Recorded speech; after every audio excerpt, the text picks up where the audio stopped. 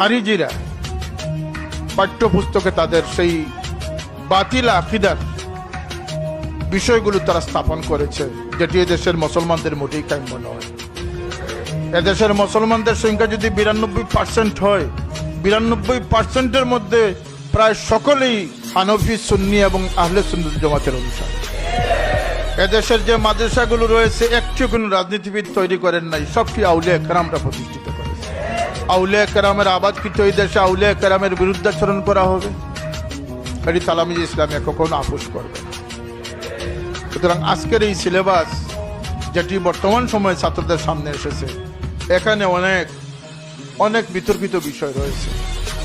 আর আমরা সময় সময় বই পাল্টাবার দাবিও করতে পারবো না।